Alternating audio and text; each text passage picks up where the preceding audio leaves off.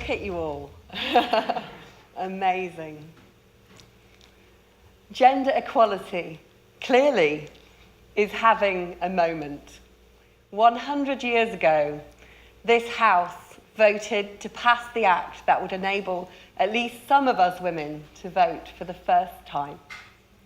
Finally, we have a statue of a woman, suffragist Millicent Fawcett, standing outside in Parliament Square to join the 11 men that were there before.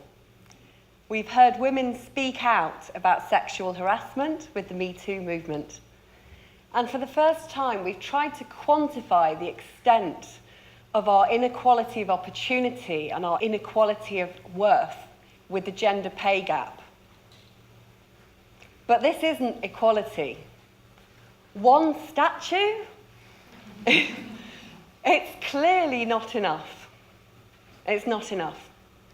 So I say all of these things are just symptoms of a much bigger issue that faces all of us, which is the absence of women being seen and being heard in our society. So I say forget the gender pay gap. I want to talk about the gender say gap.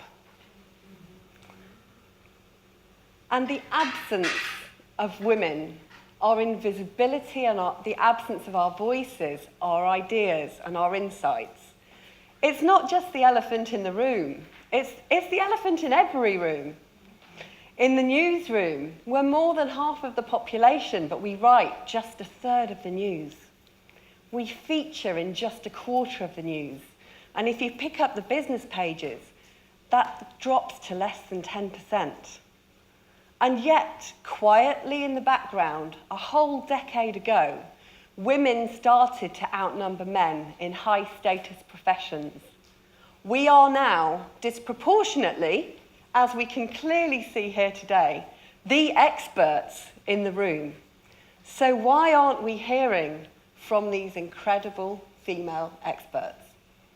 And when we step into the boardroom, we still haven't hit the frankly quite modest target of 30% women on FTSE 100 boards. And entrepreneurs like me run just 20% of our small businesses. And whether we're in corporate life or startup life, every woman in this room is well aware of the perils of speaking while female. We know, because we've experienced it, and the scientists have proved it, that we are more likely to be interrupted. We are more likely to be thought less competent the more we speak. And strangely, our incompetent ideas are more likely to be appropriated too. And this really matters because it affects our ability to make an impact as leaders. And it affects our ability to raise the finance that we need to grow our businesses. And it reminds me of all the jibes about women drivers. You know, the evidence is incontrovertible. We are better drivers. There's no arguing with that. And yet we endure all of the jokes and the jibes about female driving. And it's the same for women business drivers. We are much less likely to crash our businesses. We don't fail as often as men. We're also delivering a much higher ROI for every pound invested in a woman-owned business. And yet, even when we take account of our rarity, men are still 86% more likely to talk their way into VC funding than women. And when we go to the cutting room, we are still the silent movie stars in terms of writing, directing, and speaking our shared cultural narrative. And this really matters because this powerful media creates not just the society that we choose to reflect, but how we reimagine what the future could look like and the role that women could have. In advertising, these people have the power to make or break stereotypes, to tell us the life and the future that we should aspire to. 16% of them selling all this stuff to women are women. 16%.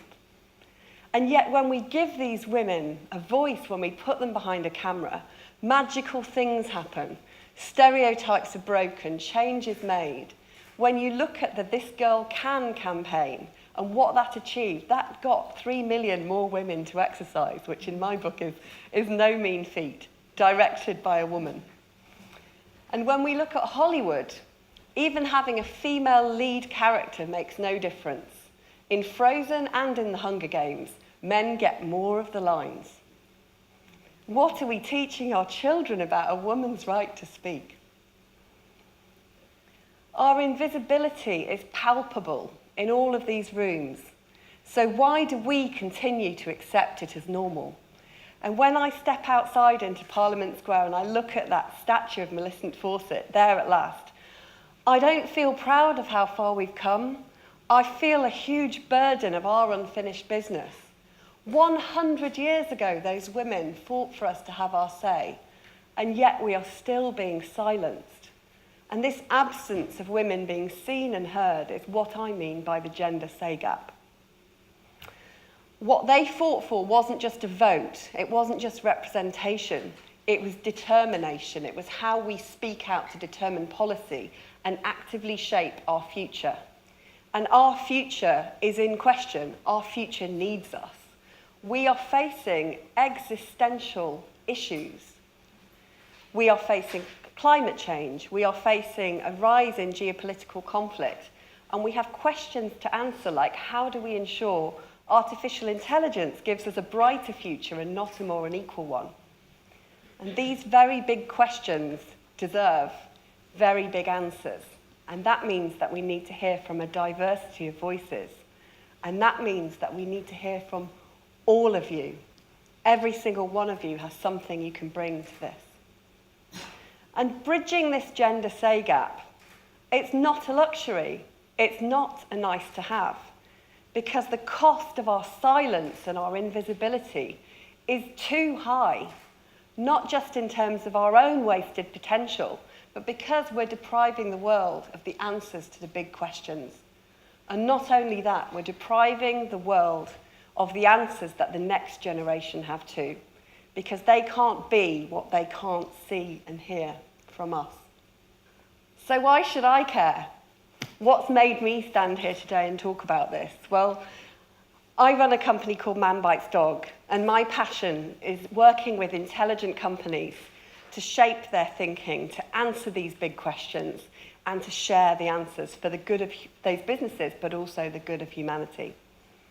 And what I see every day of my working life is that women are underrepresented as the thinkers, and they are underrepresented even more as the speakers. And in order to get those man bites dog against the grain ideas, I need that diversity of thinking. The world needs more female thought leaders. And what I observe is that women aren't in the room when we're generating this thinking. And I know that we are underrepresented at senior level, but that doesn't explain all of it, because more junior men are making their way into that room. And they're making their way into that room because they put up their hands and volunteer. We need to stop asking for permission and make our intention clear that we want to help shape that thinking. But what's even more common is that these brilliant, incredibly brainy women, they give me their time, they give me their ideas. But when it comes to fronting those ideas, they don't have the time. They shy away from the public profile that goes with it. And the consequence is that all of their brilliant thinking gets associated by the man who volunteered, by the man who got to present it. And we can't blame him, because he put in the hours to get good at doing this, and he put up his hand and volunteered. But all of the mainly women working behind the scenes in the marketing teams of my clients, and all the mainly women who work for me, we all go home with our heads a little bit lower, because we've contributed to the myth that the men have all the best ideas. We've got to do something about this. So why is it happening? Well, I have heard every excuse in the book, and I've also made all of these excuses myself, so I know what I'm talking about. But my own feelings about it, and the women that have been most candid with me, have said that it's about our own self-censoring perfectionism. The pain we feel, the pain all our speakers have felt today, in really wanting to be really good and to want to deserve to be here and to have something meaningful to say. We really want to be perfect. But that's really strangling our voices. And also, we don't want to get shot down by critics, because we all know, we have all the evidence, that if we fail and we make a fool of ourselves, women get judged much more harshly for our failure. And that's just a fact. But we've got to start sticking our necks out, because the cost of not doing it is too high. I know how uncomfortable it is to stand here. I have spent the last 20 years building a career in which I make other people shine, working in the background. And I absolutely love to do that. But there is a time and place for us all when our message deserves for us to stand up and speak out. And I have put myself through 6 months of pain and discomfort, because I want to have at least a shaky leg to stand on when I ask all of you to stand up and speak out. I can say, I know, I've done it. Here I am doing it. And you know what? It isn't that bad to be here. It's not quite as terrifying as I thought it would be.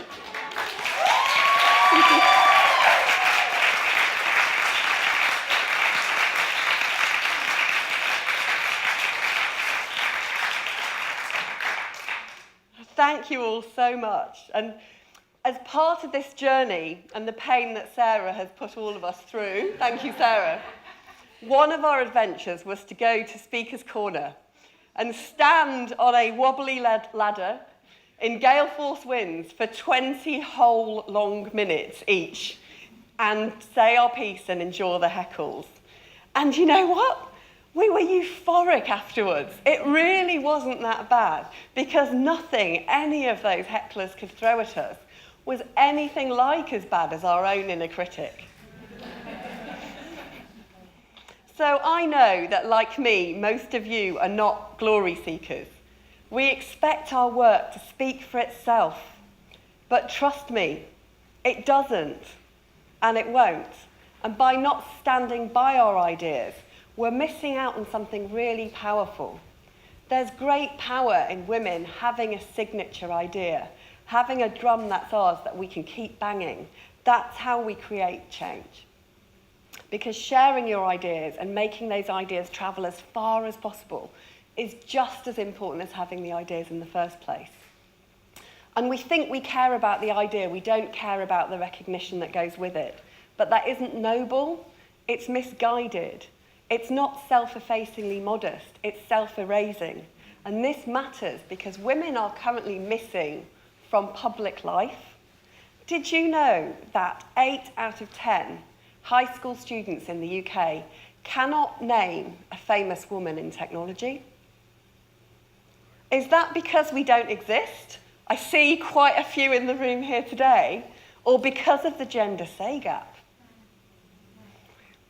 We have to stick our necks out. I know it's painful and uncomfortable, but for the next generation not to have to wait another 100 years, we have to do it. So let me ask you, who are the thought leaders in your organisation? And shouldn't it be all of you? We have the supply of experts in the room. Look at you all. It's incredible. We have the demand. The media wants women. The corporates would be justifiably proud to have you represent them. And if we want to make this year not just a moment for equality, but a milestone, we need a surge of female voices to address that gender say gap and redress the balance. So how are we going to close this gender say gap?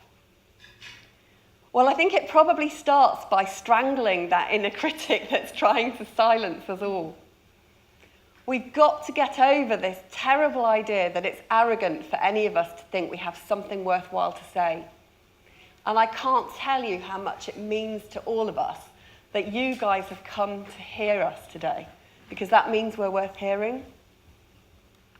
And second, when we stand up here, actually, the butterflies have gone now. I'm actually enjoying being with you all. We can do it. And hopefully, we'll get better with practice.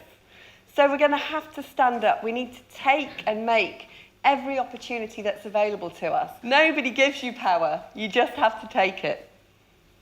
But most importantly, if we all stand together, we can withstand any amount of criticism that we know will come, because we know that's the fate of women that stand out and speak up. If we support each other, we can get through it. We need to be kind to ourselves and be kind to each other, because only we understand what it really costs us to speak out. The statue of Millicent Fawcett outside holds a placard which reads, "Courage calls to courage everywhere."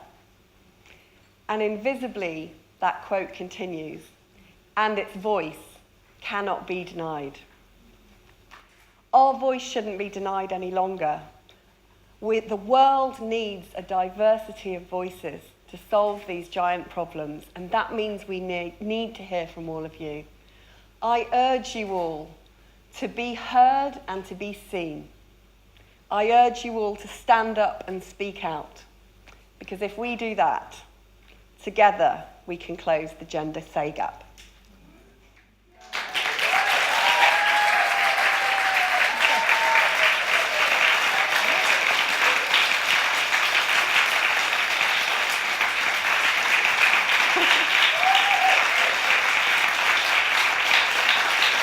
Thank you all so much. Thank you.